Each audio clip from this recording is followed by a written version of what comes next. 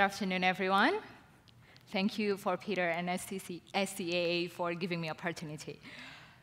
So, this is how people in my hometown, Banda Aceh, make coffee, as you see. But before we go farther, where is Banda Aceh? Banda Aceh is in Indonesia, in Sumatra, on the tip of Sumatra, to be precise, where the tsunami 2004 happened. I was there when it happened. It was devastated. What people care at the time, just looking for food, and then help each other, no materialistic at all. So now, 10 years, nearly 10 years after the tsunami, where the Achenese generation would go. Where are we going? Believe me or not, one of the key answers is at the coffee shops. Why coffee shops? So as an Achenese, I grew up in a coffee culture.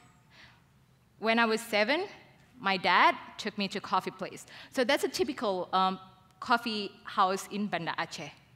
It's not so inviting, isn't it? Especially for women. Well, it's a very male-dominated place. So normally, a man after the praying of the dawn prayer, they came to the coffee shops to just share each other about ideas, what's going on, just to socialize, get information, very simple, and then they go to work. So that's what the male does in Banda Aceh, very like a lot of smokers as well, and even in the 70s, people go to the coffee shops for to hear hikayat. Hikayat is a Achenese word of poetry. So they sing, they sang about the history, about poetry, about the cultures, about what's happening. So most people believe that the culture or the coffee cultures came to Aceh through the Ottoman Empire in the 19th centuries. So before Indonesia independent in 1945, Achenese have a big sultanate and kingdom has a strong relationship with the Ottoman Empire. That's why the way we make coffee and some sort of the furniture at the coffee shops in Aceh has some similarities with the Turks. So, and then the coffee shops cultures or the coffee cultures has been quite stable throughout the time. But speaking of Indonesia, the political situation in Indonesia is quite interesting. And in 1960s, we've got a lot of separatism movement in a lot of part of Indonesia, especially in Aceh. And worst situation in 1998. That was where like the big wave hit, the big political wave hit the situation of the coffee culture in Aceh. Why am I saying that? Because I think I was about 12 at the time. So we've got curfew, we've got operational military. No one really go out after sundown. It's a big no-no. And coffee shops, it's a dangerous place. Because you gotta be careful what you're talking about. Because if people listen to you and you seems like you belong to Indonesian or you belong to separatism movement, it would be dangerous. You could get kidnapped. 300 meters from my house, you found bodies in the morning, and then at night, it was bombed everywhere. So that was my childhood, unfortunately. But then, the real big wave happened, the tsunami, 2004. But believe it or not, that was a big wave that actually raised up or awakened the coffee cultures. Why? Because after the tsunami, I worked as a translator for media, and then we visited a lot of a refugee camp. So what happened at the time, you see this refugee camp at the tent, it was organically grow a coffee space. It's like people making coffee. People flock around the coffee tent, I would say, or the scrap wood after the tsunami.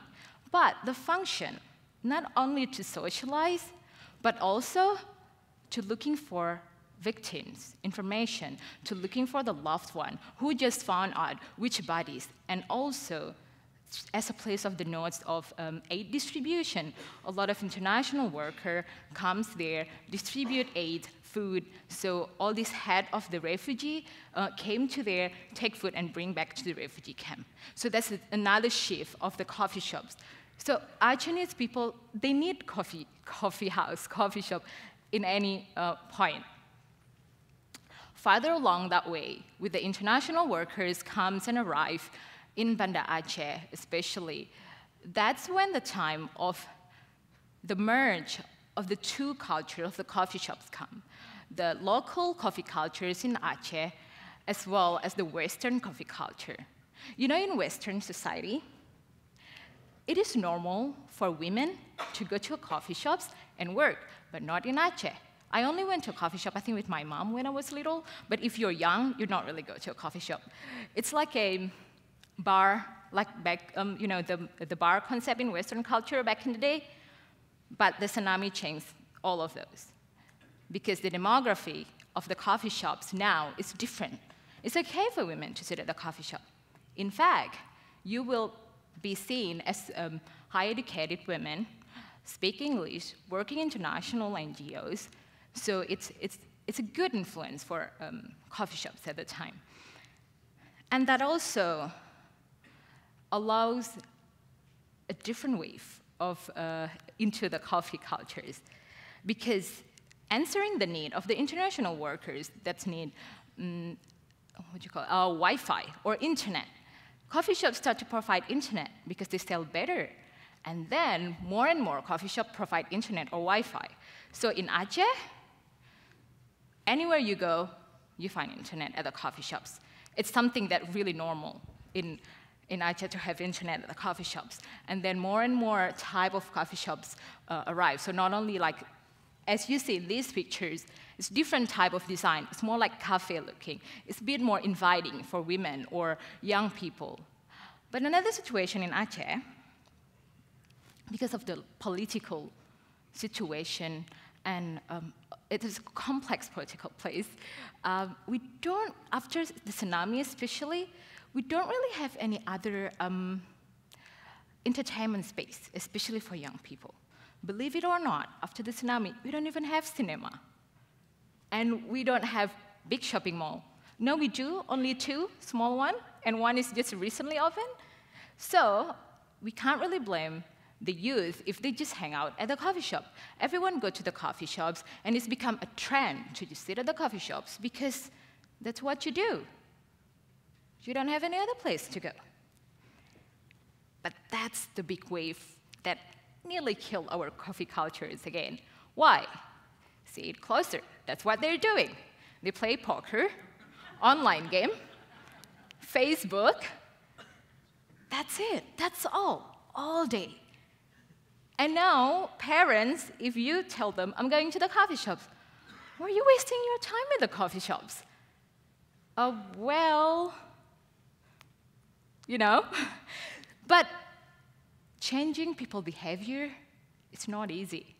They grew up in this era where the internet's around. You can't really just tell to the youth, the kids, go home, study, don't sit at the coffee shop all day. In fact, we don't have that before. We don't have that going to the coffee shop is a lazy, lazy behavior. We don't have that. Why don't we have that? Well, okay, because we can't change people's behavior.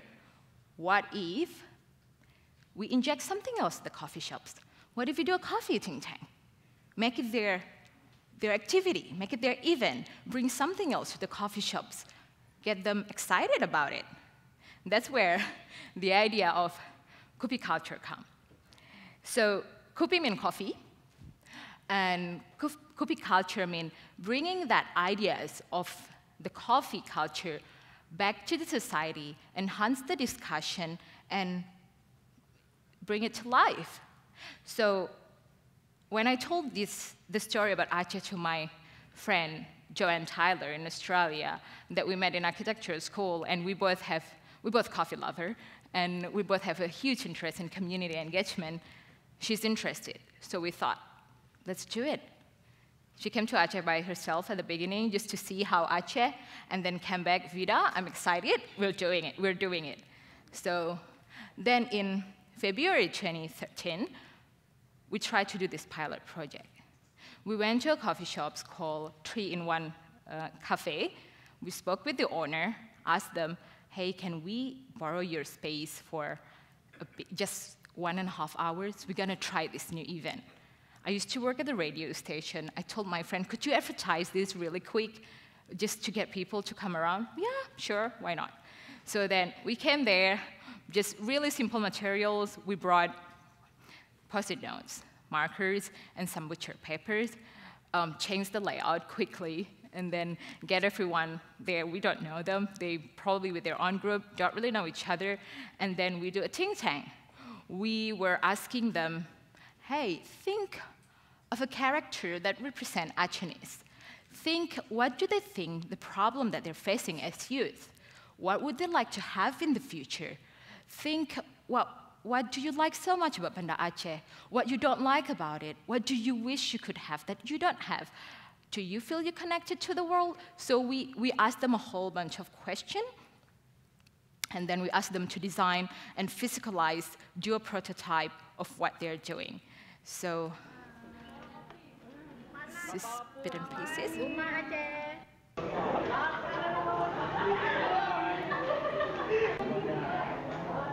That's Joanne, by the way.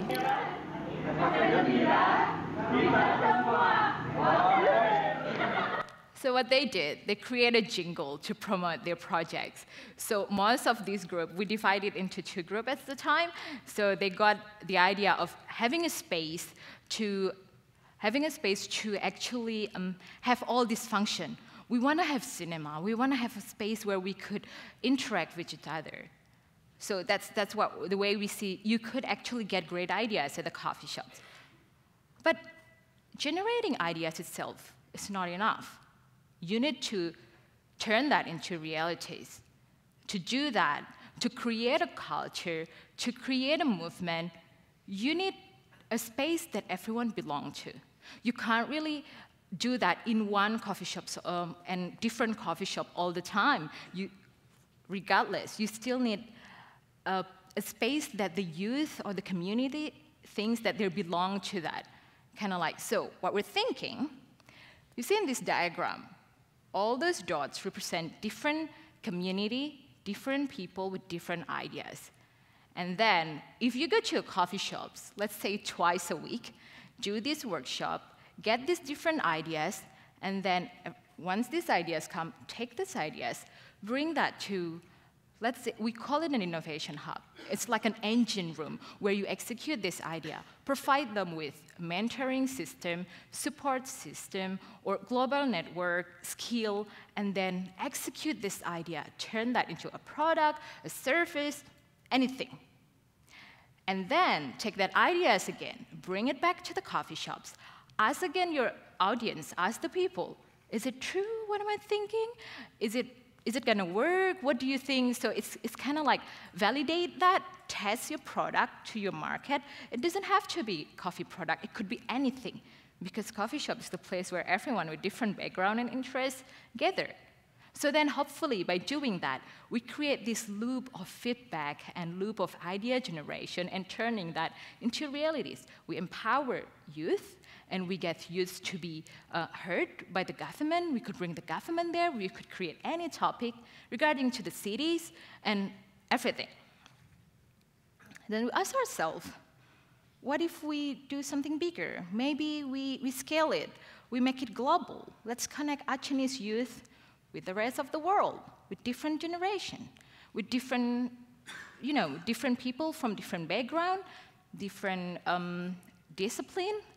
So what we did, because I live in Sydney, because I studied there in 2009, and then we took students from the University of Technology, Sydney. We spoke with the university, and then they agreed to send some students to Aceh.